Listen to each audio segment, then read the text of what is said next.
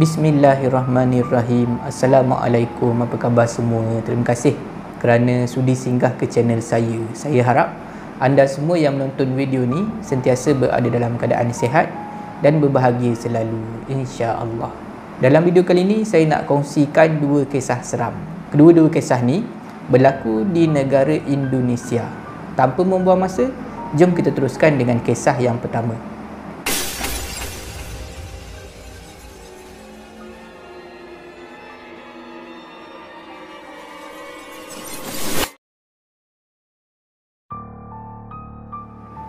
Selamat datang ke segmen Singgah Seram. Untuk kisah pertama ni saya akan gunakan nama Yanto untuk memudahkan cerita. Perkara ni berlaku di daerah Jatilawang, Purworejo, Jawa Tengah, Indonesia. Yanto ni, dia pekerjaan sehari-hari dia adalah menjual belon dan juga mainan. Cara Yanto berniaga adalah dengan menggunakan basikal. Basikal dia tu dekat bahagian belakang dia ada letak satu bekas lah. Dia macam bakul macam tu lebih kurang. Dia ikat belon dekat situ. Lepas tu dia adalah gantung mainan, dia isi mainan dalam bekas tu. Yanto akan kayuh dan tolak basikal dia ke merata tempat. Antara tempat tumpuan Yanto biasanya adalah di sekitar kawasan sekolah lah, luar sekolah. Dia pergi daripada satu kampung ke satu kampung nak cari pelanggan, nak cari budak-budak yang nak beli belon dan juga mainan. Selain daripada kawasan luar sekolah, Yanto juga suka pergi ke tempat yang ramai orang. Dia akan pergi ke event macam apa? Ada pesta ke, temasya, lepas tu pasar malam. Dia akan pergi dekat tempat yang ramai orang lah. Sebab tempat-tempat macam tu biasanya memang ramai orang yang berkeluarga pergi. Maknanya ada budak-budak kecil ramai lah. Dan kalau tempat macam tu memang biasanya banyak jualan yang dia boleh dapat. Banyak budak-budak, banyaklah kebarangkalian mainan dan juga belon dia terjual. Sebagai peniaga jalanan, memang pendapatan Yanto tak menentulah. Kadang-kadang okey, kadang-kadang kurang. Jadi Yanto ni bekerja tak menentu masa. Kadang-kadang dia bekerja sampai malam. Kalau dia dengar ada event sampai malam, dia akan pergilah. Tak kira waktu. Kalau malam-malam lah untuk mencari sesuap nasi. Yanto juga adalah seorang yang bekerja keras. Orang yang kuat berusaha lah. Dia percaya dengan kerja keras dia tu, lambat laun akan membuahkan hasil. Selain daripada tu, Yanto juga adalah seorang yang peramah. Dia suka bercakap dengan orang ramai lah. Daripada situlah Yanto dapat info sekiranya akan ada event yang akan datang, dekat mana, pukul berapa. Kalau Yanto dapat tahu dekat salah satu tempat tu ada event, nak ada pesta ke apa, dia akan pergi. Dia akan usaha sampailah dia dapat sampai dekat tempat tu, walaupun tempat tu jauh. Sebab dia nak cari tempat yang ada ramai orang. Pada satu hari ni macam biasalah, Yanto mengayuh basikal dia, menolak basikal dia untuk menjual belon dan juga mainan. Macam biasalah. Sampai pada waktu malam, Yanto tiba di daerah Jatilawang, Purworejo, Indonesia, Jawa Tengah, Indonesia. Daripada jauh, Yanto dapat lihat ada satu temasya ataupun satu pesta diadakan dekat situ. Tapi Yanto tak tahu dekat situ ada event. Dia sampai-sampai aja daripada jauh dia dah nampak ada event. Tak disangka-sangka lah. Yanto dapat lihat sangat ramai orang ada dekat situ, memanjiri kawasan tu. Event tu meriah. Lampu terang benderang. Ada orang dewasa, ada kanak-kanak ramai. Ada pentas lagi, pentas persembahan. Dan dekat atas pentas tu adalah kumpulan tarian dan ada juga kumpulan muzik dekat atas tu. Memang sangat meriah keadaan dekat situ. Yanto tersenyum lebar, sebab inilah rezeki dia. Tak disangka-sangka. Jadi Yanto dengan penuh semangat, dia tolaklah basikal dia menuju ke arah kawasan orang ramai tu. Jadi sambil-sambil tolak basikal dia tu, Yanto tariklah perhatian budak-budak yang berlari ni, orang ramai yang ada dekat situ lah. Dia bagi tahu dia jual mainan, dia jual belon. Dan adalah beberapa orang kanak-kanak yang tertarik dan beli belon dan juga mainan yang dia jual. Jadi sambil-sambil Yanto berniaga tu, jual belon dan juga mainan dia tu, Yanto ni dia menikmatilah persembahan yang diadakan malam tu. Tengok orang menari, orang menyanyi dan persembahan muzik. Memang sangat-sangat seronok lah. Masa tu, masa terus berjalan. Sedar tak sedar, masa tu dah larut malam. Yang tu tak perasan masa berlalu dengan sangat cepat. Tiba-tiba ada beberapa belon yang diikat dekat bekas belakang basikal dia ni, yang tergantung tu tiba-tiba meletup. Yang tu terperanjat bila belon yang tergantung dekat basikal itu meletup tanpa sebab. Tiba-tiba aje, tak tahu punca kenapa belon tu meletup. Jadi yang tu pun dia reflect lah, dia tindak balas automatik kan. Terkejut, dia pandang ke atas, dia pandang dekat udara tu, dekat belon tadi berada, pecah tak tahu kenapa tu. Dan pada masa yang sama, bila belon tu meletup aja, dia toleh aja pandang ke atas, keadaan sekeliling dia serta-merta berubah. Kalau tadi keadaan dekat situ riuh kan, ada bunyi budak berlari, bunyi suara orang ramai, bunyi muzik, bunyi suara orang menyanyi. Tiba-tiba keadaan sekeliling dah jadi sunyi, tak kedengaran apa-apa masa tu. Yang tu dia pandang sekeliling. Masa tu barulah yang tu sedar, dia sekarang ni tak berada di Temasya. Bila dia tengok sekeliling, penuh dengan batu nisan. Rupa-rupanya yang tu sekarang ni dia berada dekat satu tanah perkuburan lama. Tak tahu kenapa tiba-tiba boleh berada dekat situ. Segala apa yang ada dekat sekeliling dia tadi, ada Temasya, ada pentas, ada orang menyanyi menari, ada orang yang sangat ramai, lampu terang benderang, hilang macam tu saja. Jadi yang tu sekarang ni memang dah meremang lah, meremang habis, memang dah takut sangat-sangat. Yang tu naik atas basikal dia dan terus kayuh keluar daripada kawasan tu. Yang tu ceritakan perkara ni pada orang-orang kampung dekat tempat tinggal dia lah. Dan memang kecoh satu kampung pasal apa yang tu alami. Itulah kisah pengalaman yang dialami oleh yang tu. Berlaku di daerah Jatilawang, Purworejo, Jawa Tengah, Indonesia. Jadi tak tahulah apa sebenarnya yang dah dialami oleh yang tu. Adakah yang tu ni dia berada di alam lain, di dimensi lain, tak tahulah apa yang dia nampak tu. Budak-budak yang beli belon dia, yang beli mainan dia tu, Temasya tu, orang ramai, orang yang menari menyanyi persembahan dekat atas pentas tu, apa benda sebenarnya? Makhluk apa sebenarnya dia orang ni semua? Jadi apa pendapat anda? Apa benda yang dia nampak tu sebenarnya?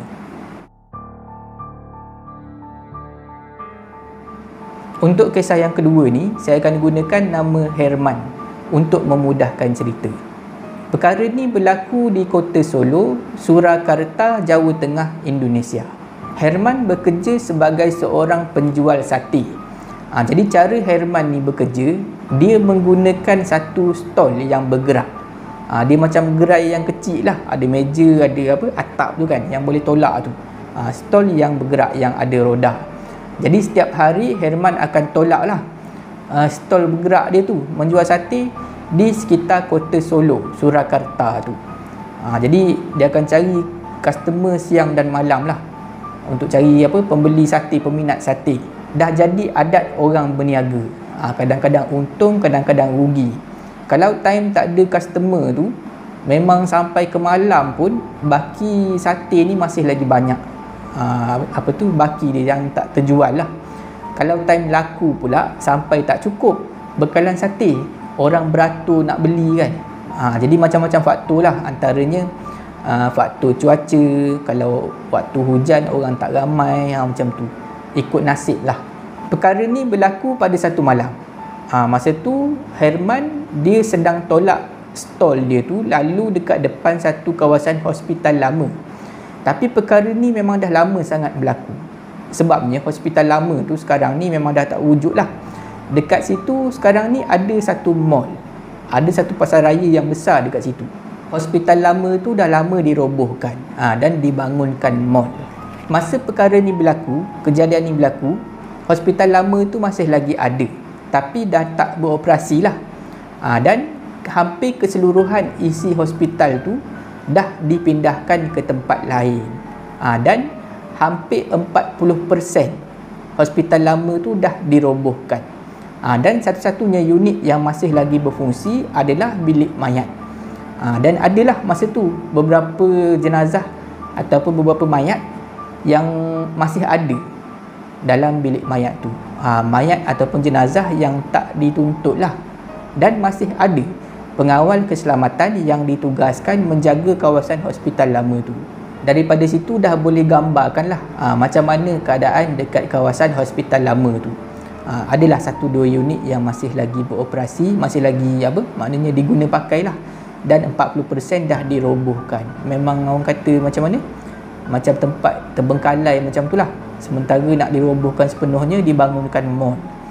Boleh bayanglah dekat situ macam mana keadaan malam dekat situ. Memang sunyi lah. Berbalik semula kepada Herman tadi. Jadi masa Herman lalu dekat situ, bawa dia punya stall bergerak, yang jual sate tu, ada seorang perempuan, seorang akak ni dah tahan stall dia nak beli sate. Masa lalu dekat depan hospital lama tu lah. Jadi Herman pun berhentilah. Jadi akak ni pesan, nak beli sate 1 pinggan. Herman tanyalah, akak nak macam mana? Nak pedas ke macam mana? Lepas tu akak ni jawab lah, perempuan ni jawab lah, tak nak pedas, buat biasa je. Jadi Herman pun dia masaklah sate ni. Tak lama lepas tu siaplah sate. Jadi dia letak dalam pinggan, dia bagi pada akak tu, pada perempuan ni lah. Lepas tu perempuan ni cakap, saya nak makan dekat dalam boleh tak? Dia cakap macam tu. Dia tunjuklah jari dia tu tunjuk ke arah satu bangunan yang masih lagi ada dalam hospital lama tu. Lepas tu perempuan ni tambah lagi, dia cakap lagi, lepas saya siap makan nanti saya hantar pinggan. Yang tu pun cakap lah, okey boleh, tak apa, makanlah dulu, nanti saya tunggu dekat sini. Perempuan tu pun lalu pergi menuju ke arah tempat ditunjuk tadi, bangunan tadi yang ada dalam kawasan hospital lama tu. Kebetulan masa tu Herman memang dah letih masa tu. Memang dia nak berehat dekat situ sekejap, nak duduk. Jadi dia pun duduk berehat sambil menunggu akak ni makan dekat dalam kawasan hospital lama tu. Sebab akak tu dah janji, dah selesai makan nanti dia nak hantar balik pinggan tu pada Herman. Sedang Herman duduk berehat tu dekat tepi stol sate dia tu, datang seorang lelaki menghampiri dia. Daripada jauh nampaklah lelaki ni datang, senyum, dan lelaki ni dia berpakaian uniform, uniform pengawal keselamatan. Jadi lelaki ni jalan dekat dia, menghampiri dia, bagi salam dan hulurkan tangan, bersalam dengan Herman. Jadi Herman lelaki ni dia perkenalkan dirilah, pengawal keselamatan ni. Katanya dia bekerja dekat situ, dia ditugaskan untuk jaga hospital lama tu untuk malam tu. Jadi sebenarnya pengawal keselamatan ni, abang guard ni, dia pelik tengok Herman duduk seorang diri dekat depan kawasan hospital lama. Sebab dekat situ biasanya memang tak ada orang. Jadi guard ni, pengawal ni, dia tanyalah, abang buat apa kat sini? Duduk berehat ke? Lepas tu Herman bagi tahulah, yelah saya berehat sekejap. Bukannya apa, tadi ada akak ni seorang, dia beli sate sepinggan, dia makan dekat dalam tu. Dia cakap lepas siap makan nanti dia nak hantar balik pinggan. Jadi saya duduk berehat sekejap lah, tunggu dia siap makan, nanti dia hantar pinggan tu pada saya. Bila pengawal ni dengar Herman cakap macam tu, dia macam pelik lah. Akak ada perempuan ke tadi datang sini? Lepas tu dia tanyalah Herman macam mana rupa dia. Herman pun cakap lah, yelah tadi ada akak tu datang, dia beli sate sepinggan, dia lawa, muka dia cantik, nampak muda lagi, nampak sekitar 20-an, awal 30-an macam tu lah. Dan dia berambut panjang. Lancar je cara Herman ni bagi tahu ciri-ciri perempuan tu, akak tu. Sebab baru je tadi akak tu beli sate dengan dia. Jadi dia ingatlah. Pengawal ni termenung sekejap. Macam tak logik aja. Dia cakap dengan Herman, betul ke ni awak cakap ada perempuan beli sate? Sebab setahu saya memang tak ada orang lain dekat sini. Saya seorang aja ada kat sini. Memang tak pernah jumpa siapa-siapa lah dalam ni. Dia cakap dia makan dekat sana. Dia tunjuk. Tunjuk tempat mana yang Herman tunjuk tadi pada dia. Yang akak tu cakap nak pergi makan. Herman pun cakap, yelah dia cakap dekat sana tadi.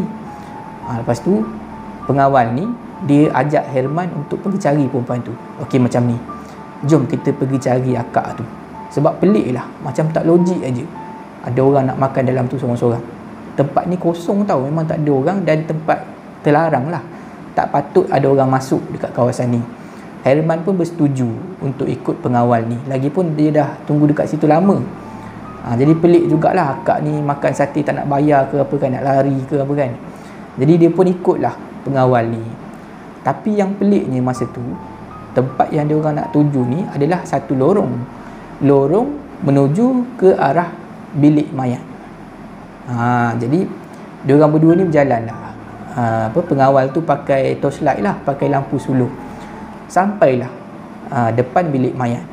Pengawal tu pun cakap, okey, jom kita masuk sama-sama tengok ada tak akak tu dalam ni. Sebab tempat lain memang dah tak berfungsi, bilik ini saja yang masih lagi berfungsi. Jadi Herman ikut daripada belakang. Pintu bilik mayat pun dibuka oleh pengawal tadi. Jadi bila dah masuk ke dalam, Herman dapat lihat ada beberapa troli mayat yang masih lagi ada mayat dekat atas.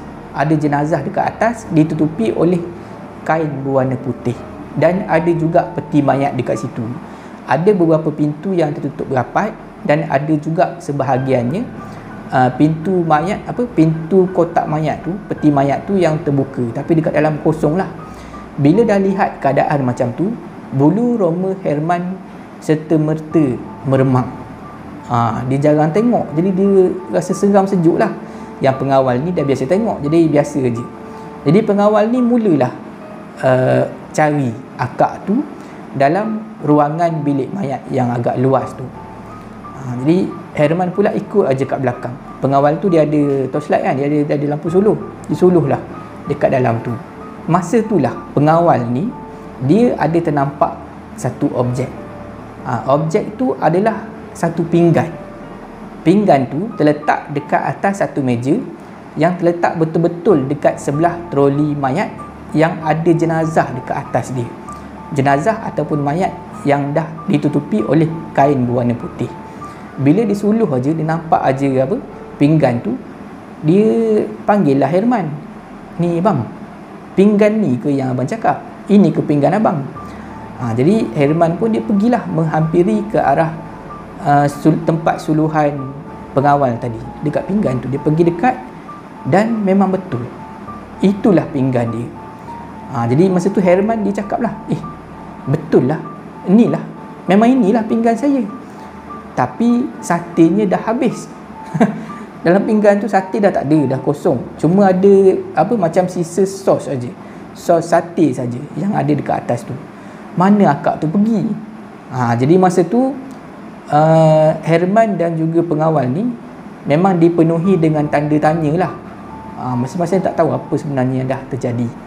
Masa itulah si Herman ni, dia terlintas dekat fikiran dia untuk tengok jenazah yang ada betul-betul tepi pinggan ni. Dekat tepi troli jenazah tu, dia ada tu kan, meja yang ada dekat atas meja tu ada pinggan. Dia tergerak hati nak selak kain putih yang menutupi jenazah tu. Jadi Herman ni tiba-tiba dia jadi berani. Dia selak kain putih yang menutupi muka mayat tu. Masa tu bila dia buka aja kain putih tu, dia selak aja, jantung dia bagaikan nak berhenti. Itulah akak yang tadinya beli sate dengan dia. Memang akak tu, muka cantik dia, rambut panjang dia, memang akak tu dah jadi mayat rupanya, dah jadi jenazah rupanya. Dan di mulut akak tu, jenazah akak tu dipenuhi dengan sos sate, dengan dia punya kuah sate tu. Sekali dengan guard tu terkejut.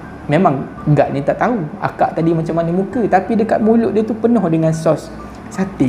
Macam mana pula jenazah ni boleh ada kuah sate dekat mulut? Memang sangat-sangat pelik.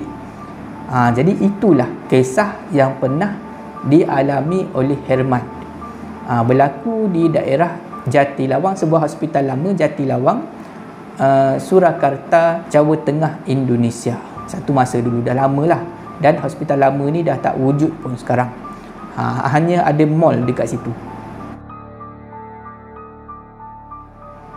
Setakat itu saja video saya pada kali ini. Saya harap anda semua terhibur.